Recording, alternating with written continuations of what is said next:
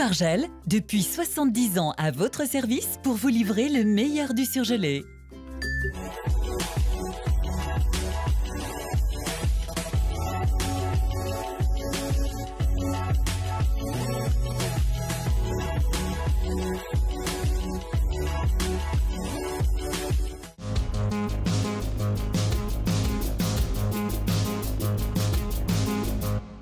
Suite du procès à huis clos de l'agresseur de Marin devant la cour d'assises des mineurs à Lyon. Nouvelle journée de grève à la SNCF avec une manifestation en ville. Enfin, le retour des terrasses d'été installées dans les rues lyonnaises sur des places de stationnement. Il a dit qu'il était très alcoolisé et que s'il n'avait pas été alcoolisé, il n'aurait pas été violent parce qu'il a l'alcool mauvais et il le reconnaît. Tenter d'expliquer l'inexplicable au deuxième jour du procès Marin, l'agresseur du jeune étudiant de 20 ans au moment des faits a témoigné à la barre ce matin de la cour d'assises des mineurs. Il a donné sa version des faits, raconté ce qui l'a amené en cette fin d'après-midi du 11 novembre 2016 à ce déchaînement de violence. 3 coups assénés derrière la tête de Marin parce qu'il lui avait tenu tête. Il a pu dire effectivement qu'il regrettait ce qui s'était passé, qu'il vivait avec ça tous les jours. Il a réexpliqué ce qui s'était passé et comment il en était arrivé effectivement à frapper Marin à coups de béquille.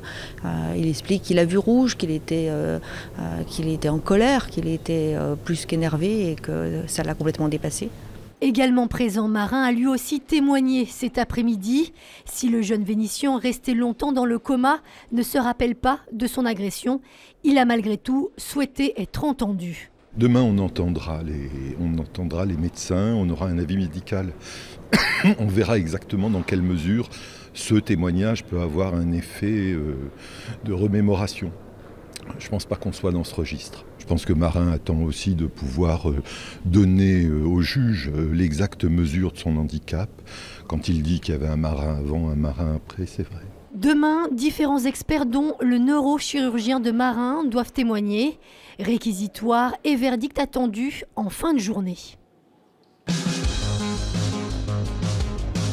Nouvelle journée de grève à la SNCF avec une manifestation cet après-midi à Lyon, toujours sur le thème de la convergence des luttes, aux côtés des cheminots, des salariés du secteur de l'énergie ainsi que les étudiants.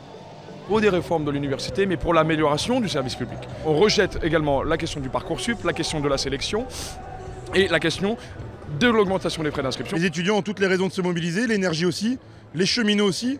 Aujourd'hui encore Macron a fait passer une nouvelle réforme par rapport à l'exil fiscal en enlevant la taxe.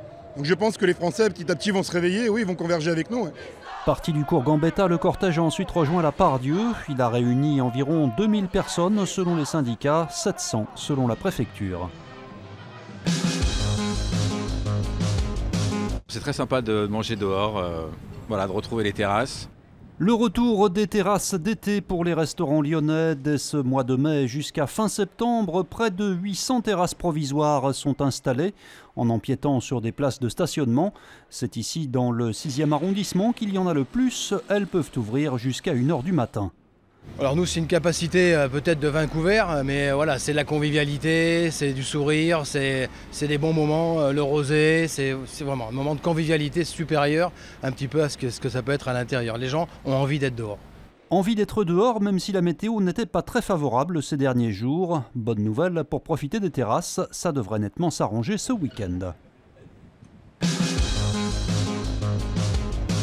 Il avait soulevé le trophée l'an dernier, peut-être en fera-t-il de même cette année. Jo-Wilfried Tsonga est l'un des tennismen annoncés à la 2e édition de l'Open Park. Le tournoi ATP 250 revient à la tête d'or du 19 au 26 mai avec quelques nouveautés au programme. L'agrandissement tout d'abord des tribunes, on passe de 3700 places à 4500. La multiplication des cours, on a maintenant 5 cours alors que l'on en avait 3 l'an dernier.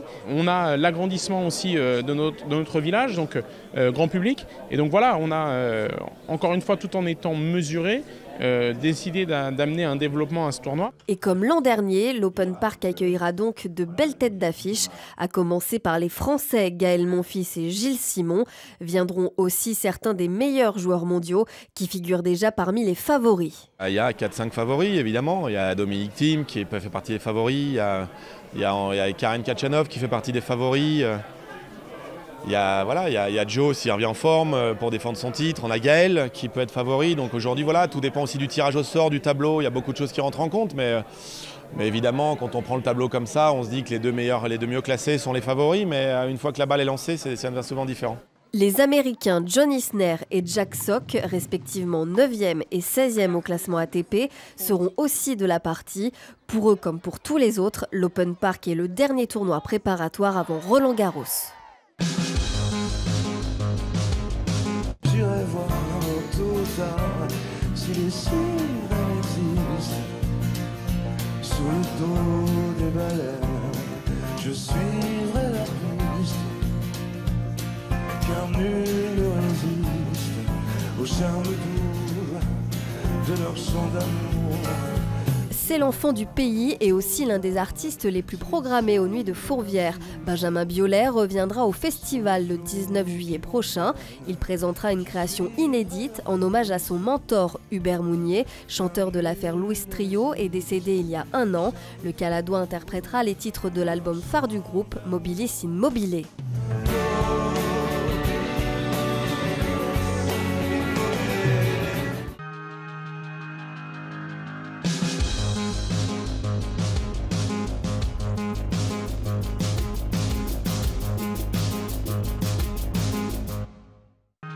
L'info continue sur TLM.tv, les réseaux sociaux et le fil info.